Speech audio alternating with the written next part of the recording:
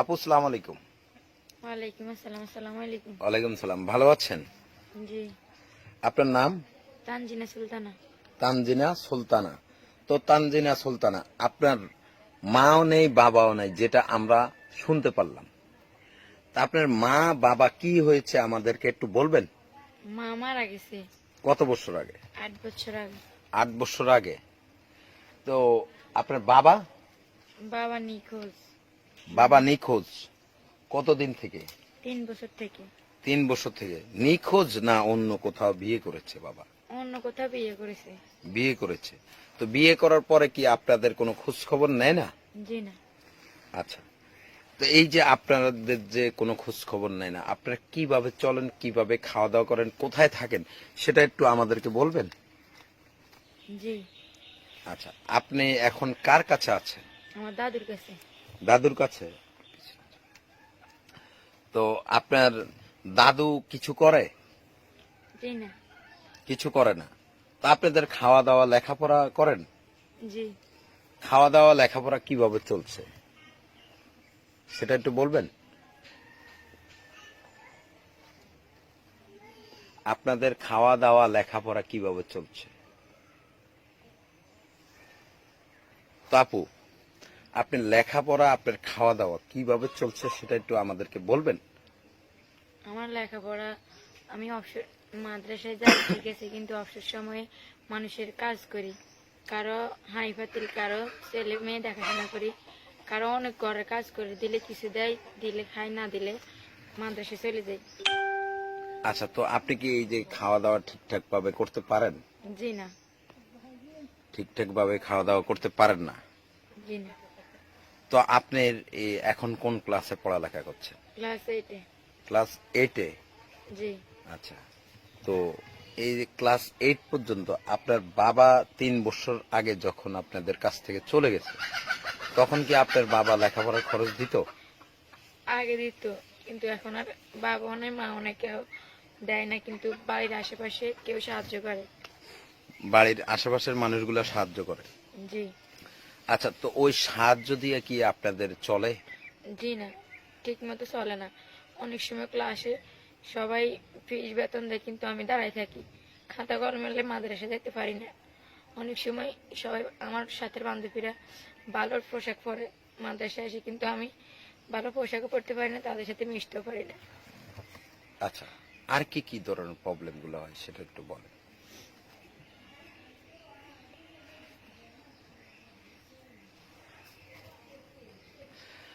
তো আপু, এই যে মা নেই, বাবাও নেই, আজ লেখাপড়া করতে আপনার কি কি ধরনের প্রবলেম গুলো হয় সেটা একটু আমাদেরকে বলেন? ক্লাসে স্যারেরা কয় নতুন ক্লাস উঠলে গাইড কিনতে, খাতা কলম কিনতে, কিন্তু স্যাররা বাড়িতে কর কি বাবা মারে কইতো যে গাইড কিনে দিতে, কিন্তু সবাই সবার বাবা মারে বলে। আমি দাদুর কাছে আসলে দাদু নিজে কাঁদে, হ্যাঁ কান্দা দেখে আমি কিছু বলতে পারি না। অনেক কষ্ট করে পড়ালেখা করতেছি আর কি। এরপরে খাতা কলম এগুলো কোনো সময় কেউ দেয়, না দিলে অনেক সময় স্যাররাই সাহায্য করে, অনেক সময় হ্যারও দেয় না। কারণ গেছে বছর আমি 80 সেন্টার দিতাম, কিন্তু 600 টাকা আমি 80 সেন্টার দিতে পারি না, 1 বছর গ্যাপ গেছে।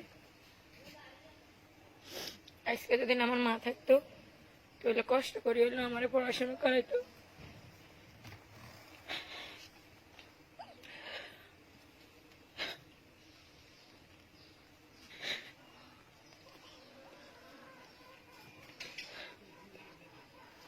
দর্শক, আপনারা দেখছেন মেয়েটা আসলে মাও নেই, বাবাও নেই, অনেক কষ্টে, তার যে কষ্টের কথাগুলো মাকে অনেক মিস করতেছে, এই জন্য সে কান্নায় ভেঙে পড়ে গেছে।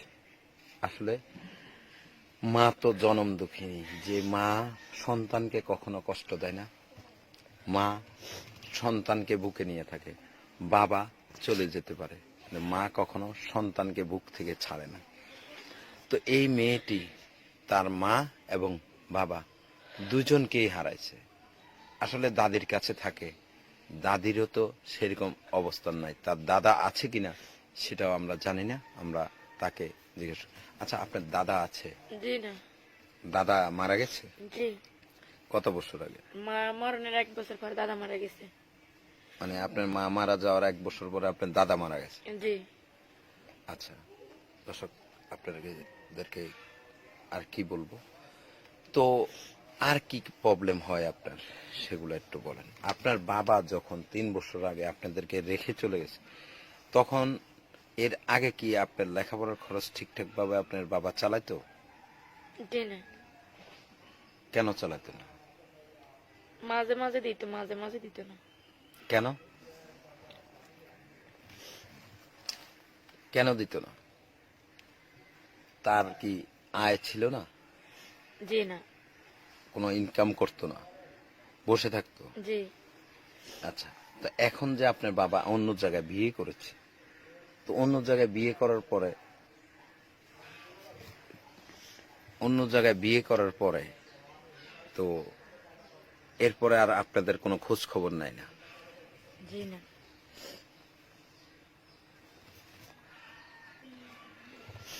তো আপনার বাবা যখন বিয়ে করে চলে যায়, তখন কি এই পর্যন্ত আপনাদের কোনো খোঁজ খবর নিয়েছে?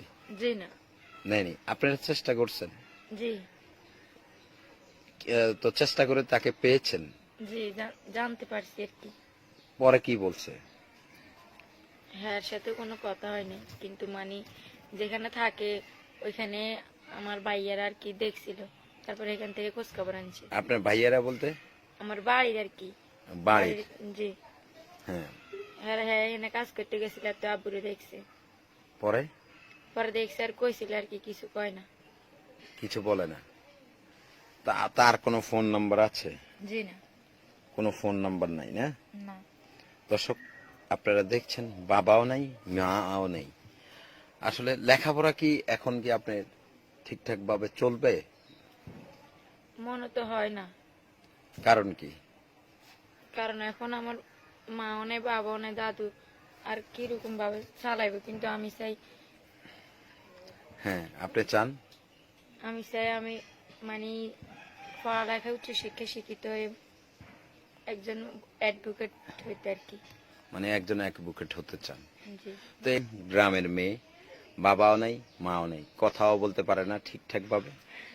তো আমরা সবসময় যারা দরিদ্র অসহায় তাদেরকে তুলে ধরি, এবং কি মা নেই, বাবা নাই, যাদের স্বামী নেই, যারা বিধবা, যে ধরনের সন্তানগুলা লেখাপড়া করতে চায়, লেখাপড়া করতে পারে না, তাদেরকে তুলে ধরি। তো আজ আমরা এই তানজিনাকে তুলে ধরলাম।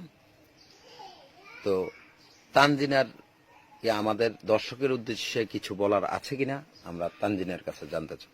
তো তানজিনা, তোমার কি আমাদের দর্শকের উদ্দেশ্যে কিছু বলার আছে? জি। তো তানজিনা, কি বলার আছে আমাদের দর্শকের উদ্দেশ্যে বলেন। প্রথমে দর্শকদের আমার সালাম রইল। তো বলেন তানজিনা।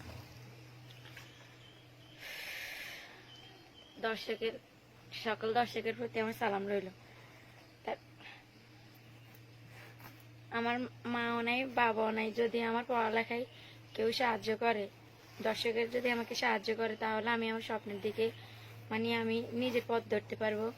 আর আপনারা তো সবাই অনেক জায়গায় দান করেন, যদি আমাকে পড়ালেখার ব্যাপারে কেউ সাহায্য করেন, তাহলে আমি 5 ওয়াক্ত নামাজ পড়ে আপনাদের জন্য দোয়া করব। আচ্ছা তানজিনা, আপনার সাথে যোগাযোগ করে কোনো ব্যবস্থা আছে? জি। কি ব্যবস্থা আছে? ফোন। আচ্ছা, ফোন কি আপনার? জি না। কার? আমার দাদুর। আপনার দাদুর। আচ্ছা, আপনাকে তো ওই ফোনে ফোন করলে সব সময় পাবে? জি। আচ্ছা, তো আপনি ফোন নাম্বারটা একটু বলুন আপনার দাদুর।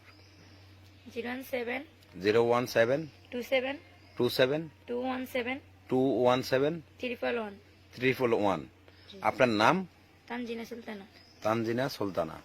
আচ্ছা তানজিনা সুলতানা, আপনার বাড়িতে যদি কেউ আসতে চায় সহযোগিতা করতে, তা আপনার বাড়ির ঠিকানাটা একটু ঠিকঠাক ভাবে বলেন তো, কিভাবে ঢাকা থেকে আসতে হবে, কিংবা ঢাকার বাইরে যদি কেউ আসতে চায় কিভাবে আসবে, ঠিকানাটা একটু বলুন। ঠিক আছে, যদি আমার বাসায় মানে কেউ আসতে চায়, তাহলে আগে ঢাকা থেকে আসি লক্ষ্মীপুর তো নামবে, তারপরে সেখান থেকে মানে গাড়িতে উঠে এই হাবার দোকান আছে এখানে, সেখানে কথা করে নামাই দিবে, আর সেখানে আব্দুল মজিদ কোয়েল বাড়ি গেলে সবাই দেখা দিবে। আচ্ছা, আপনাদের গ্রামের নাম কি জানে বললেন? রাজীবপুর। রাজীবপুর। জি, লক্ষ্মীপুর থেকে কতটুক দূরে? পাশাপাশি। পাশাপাশি। আচ্ছা, তো ঠিক আছে তানজিনা, আপনি ভালো থাকবেন, সুস্থ থাকবেন। আমরা দোয়া করি আপনি যেন লেখাপড়া চালিয়ে যেতে পারেন এবং আপনার স্বপ্নটা যেন পূর্ণ হয়।